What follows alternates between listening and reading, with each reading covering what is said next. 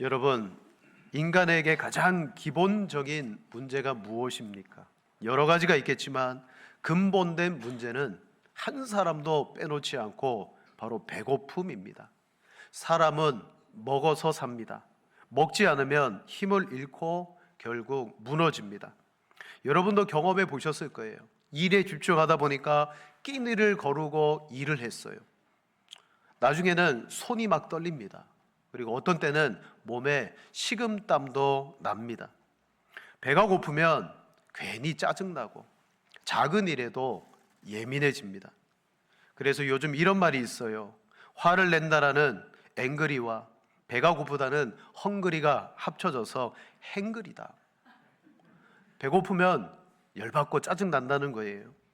여러분, 이게 실제 연구에 나왔습니다. 여러 사람들을 모아놓고 그냥 평범한 이미지를 보여주었어요. 그리고 그 이미지를 볼 때의 감정을 표현하게 했습니다. 그리고 그때가 배가 고프냐 고프지 않느냐를 조사했더니 배고픈 상태에서 그 이미지를 보았던 사람들의 감정이 훨씬 더 부정적이었다. 당연하겠죠. 여러분, 사람은 먹어야 살기 때문입니다. 자, 중요한 질문을 드립니다. 우리는 정말 배가 고픈 존재인가요? 그러면 그 배고픔은 단지 육적인 배고픔 뿐일까요? 아닙니다. 우리 안에는 더 깊은 배고픔이 있어요. 바로 영적인 배고픔이 모든 사람에게 다 있습니다. 사람은 빵으로만 사는 존재가 아닙니다. 겉으로는 멀쩡해 보이지만 여러분, 속이 공허하고 만족이 없고 불안하고 매사의 모든 일에 불만족스러울 때가 있습니다. 그 이유를 살펴보면요, 배가 고파서 짜증나듯이 내 영혼이 굶주려 있으면 여러분, 그런 상황과 느낌과 그 감정들이 나타납니다. 이스라엘 백성들이 광야에 들어갔어요. 물이 없습니다. 먹을 것이 없습니다. 그러자 그들은 곧바로 원망하고 불평하기 시작했습니다. 차라리 애굽에서 죽었더라면 좋았을 것을. 왜 이렇게까지 반응합니까? 배가 고프다는 거예요. 사랑하는 여러분, 우리도 다르지 않습니다.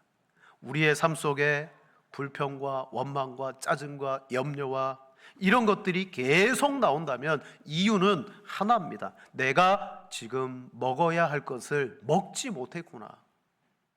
여러분, 하나님의 뜻은 항상 기뻐하라예요. 범사에 감사하라예요. 어떻게 우리가 항상 기뻐하고 감사할 수 있습니까? 하나님이 우리에게 주시는 그 영적인 양식을 내 안에 먹고 채울 때에 그것이 우리로 하여금 항상 기뻐할 수 있는 여러분 은혜가 될 줄로 믿습니다. 여러분은 지금 배가 고프십니까? 돈 때문에? 인정받는 것 때문에? 때로는 성공 때문에 목말라 하고 배고파 하십니까? 아니면 정말 하나님으로 갈망하며 배고파 하십니까? 요한복음 6장을 보면 오병이어의 기적, 예수님이 누구신가를 아주 명확하게 나타낸 기적이 등장합니다. 그런데 다음날 예수님께 사람들이 또 찾아왔습니다. 그들은 뭘 보았느냐? 예수님을 본 것이 아니라 기적만 보았어요. 그리고 예수님은 그들에게 말합니다. 너희가 나를 찾는 것은 떡을 먹고 배부른 까닭이다. 그 기적으로 말미암아 나타난 그 떡을 먹고 배가 불러서 또 나를 찾는구나. 그들은 예수님을 찾았지만 사실 원하는 것은 예수님이 아니었고 떡이었습니다. 이것이 우리의 모습입니다. 우리는 하나님을 찾는다고 하지만 사실은요, 하나님을 통하여 나의 문제를 해결하기를 원합니다. 내가 형통하기를 원하고 내가 복을 받기를 원해요. 그래서 하나님을 찾아요. 결국 하나님을 찾고 구하는 것은 영원한 배부름이 아니라 방금 말씀드린 내 필요를 구할 때가 많습니다. 우리는 내가 원하는 것을 먹을 것이 아니라 인생에게 참 필요로 하는 참된 양식, 참된 음료가 되시는 예수님을 먹어야 될 줄로 믿습니다. 여러분, 이 땅에서 우리가 태어나면서부터 하루 세 끼 꼬박꼬박 먹습니다. 살기 위해서 먹습니다. 한국 사람들은 밥심이라 그래가지고 밥을 먹어야 산다고 말합니다. 그런데요, 아이러니하게도 밥을 먹으면 먹을수록 우리는 서서히 죽어갑니다. 최고의 요리를 먹었다 할지라도 여러분, 끝에 가서는요, 배고플 수밖에 없어요. 오늘 49절 50절 앞절에 이렇게 말합니다.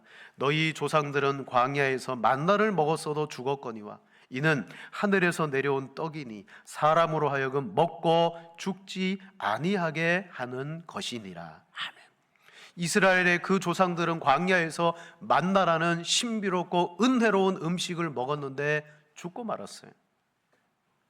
우리는 하나님이 아니라 하나님이 주시는 것을 찾고 있습니다. 하나님 때문에 얻어지는 것을 원하면서 나가고 있습니다. 성경을 보니까요, 사탄도 우리에게 떡을 줘요. 광야에서 예수님을 시험할 때 돌을 들어 떡을 만들려고 시험했어요. 배고프지 않느냐? 이것이 진짜 필요하지 않느냐? 지금 만들어서 먹어라. 사탄도 우리에게 떡을 줍니다. 그리고 세상도 우리에게 계속 말합니다. 이게 새로 나왔는데, 이게 좋은 게 있는데 이걸 가지면 만족할 수 있고 이걸 얻으면, 이걸 누리면 행복할 수가 있다. 세상도 우리에게 계속 배부를 것을 공급해 줍니다. 하지만 성경으로 보면 절대 그것으로는 배부를 수가 없어요. 이스라엘 백성들도 만나를 먹었습니다. 그러나 결국 죽었습니다. 세상의 양식은 우리를 살리지 못합니다. 그때 예수님께서 아주 충격적인 말씀을 하십니다. 내 살을 먹지 아니하고 내 피를 마시지 아니하면 너희 속에 생명이 없느니라. 너무도 강렬한 말씀이에요. 듣는 사람들이 충격을 받았어요. 그래서 이 말씀을 듣고 사람들이 많이 떠나가고 다시는 예수님을 따르지 않았다 그랬어요. 이 말이 충격적이에요. 기독교의 개념을 모르는 사람들은 예수님의 이 말을 들으면요, 끔찍한 표현입니다. 왜냐? 역사에 의하면 로마의 황제들이 기독교를 박해할 때 바로 이 내용 때문에 기독교를 박해했어요. 야, 기독교는 인육을 먹는다더라. 내 살을 먹고 내 피를 마시라 그러니까 인육을 먹는 괴 집단이다 그래가지고 핍박을 한 거예요. 오해죠. 자, 예수님은 분명히 말씀하십니다. 내 살은 참된 양식이요 내 피는 참된 음료로다. 사랑하는 여러분, 예수 그리스도는 우리의 참된 양식이십니다. 예수님만이 나를 살릴 수가 있습니다. 그래서 기독교는 예수님을 믿는다라고 표현하지만 더 실제적인 표현이 있는데 바로 예수님을 먹는다라는 표현이에요. 우리는 매일마다 예수님을 먹음으로 영생의 삶을 살아갑니다. 우리나라 사람들은 참 이 먹는다라는 표현을 잘해요. 나이도 먹는다. 그죠? 아이들에게 산수를 가르쳐 줄 때도 숫자의 개념을 설명할 때도 먹는 걸로 설명해요. 사과가 5개가 있어. 그 중에 2개를 먹었어. 야, 몇 개 남았지? 그랬더니 말합니다. 2개요. 왜 그래? 먹는 게 남는 거잖아요. 여러분, 기독교 신앙은 예수님을 먹고 마시는 거예요. 여기서 먹는다는 건 뭐죠? 단순한 행동이 아니에요. 우리가 무엇을 먹으면 그 음식이 우리 속에 들어가서 힘이 되고 에너지가 됩니다. 자, 예수님을 믿음으로 먹는 거예요. 그 예수님을 믿는 것이 먹는 거고 그 예수님을 받아들이는 거죠. 그분이 내 인생 속에 들어와서 어떻게 해요? 내 삶의 능력이 되고 힘이 되는 겁니다. 이 세상만 살아가는 존재가 아니라 영생, 영원히 목마르지 않고 영원히 배고프지 않는 그 삶을 살아내게 하시는 거죠. 그래서 우리는 스스로는 존재할 수가 없습니다. 우리 안에는 생명이 없어요. 그러나 하나님이 보내신 독생자 예수 그리스도께서 친히 우리의 양식이 되고 음료가 되시기 위해서 십자가에서 그 몸을 찢으셨어요. 그리고 피를 흘리셨습니다. 그것이 우리의 생명입니다. 우리는 그리스도를 먹을 때 삽니다. 그렇다면 이 양식을 어떻게 먹나요? 첫째는 말씀을 통해서 먹어요. 예수님이 말씀하셨습니다. 사람이 떡으로만 살 것이 아니요 하나님의 입에서 나오는 모든 말씀으로 살 것이니라 하신지라. 아멘. 하나님의 말씀으로 이 양식을 먹고요, 하나님의 말씀이 양식이고요, 두 번째는 믿음으로 먹습니다. 말씀을 그냥 듣는 것이 아니에요. 그 말씀을 들을 때에 옳습니다, 진리입니다, 아멘 하며 그 말씀을 믿음으로 붙들 때 여러분 먹는 것입니다. 그리고 성찬의 이 예식을 통하여 먹어요. 성찬은 단순한 상징이 아닙니다. 그리스도와 실제로 교제하고 하나님의 은혜가 내 삶 속에 임하는 시간입니다. 예수님이 임재하십니다. 실제 이 떡과 포도주를 먹을 때 하나님의 그 영원한 생명을 주신 바 된 그 은혜와 양식을 우리가 먹어요. 그래서 우리가 그리스도를 먹을 때 그분의 생명이 우리 안에서 역사합니다. 절망이었던 사람이 소망하게 됩니다.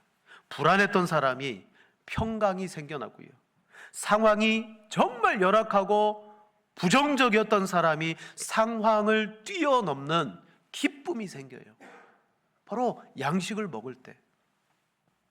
사랑하는 여러분, 우리는 매일 음식을 먹지만 그러나 그 음식이 우리를 살려주지 않습니다. 하지만 예수님은 말씀합니다. 이 떡을 먹는 자는 영원히 살리라. 한 번은 예수님이 수가성 여인을 만나서 말합니다.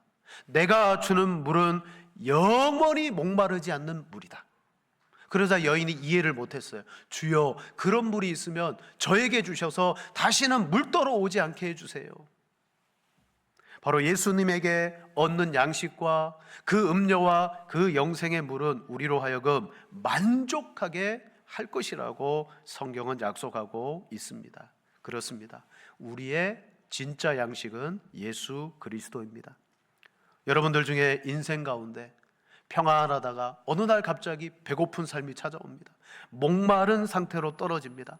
그 인생이 갑작스러운 어려움을 당할 때가 있어요. 하지만 그 순간에도 예수 그리스도를 먹고 마시며 믿고 있는 성도는 하나님의 그 양식으로 말미암아 은혜가 흘러 넘치게 되는 거예요. 두려워하지 않게 되고 오히려 어려움 속에서 하나님을 바라보게 됩니다. 하나님의 평강이 그의 삶을 주장합니다. 빌립보서 4장 11절에 내가 궁핍함으로 말하는 것이 아니니라. 어떠한 형편에든지 나는 자족하기를 배웠노니 내게 능력 주시는 자 안에서 내가 모든 것을 할 수 있느니라. 할렐루야.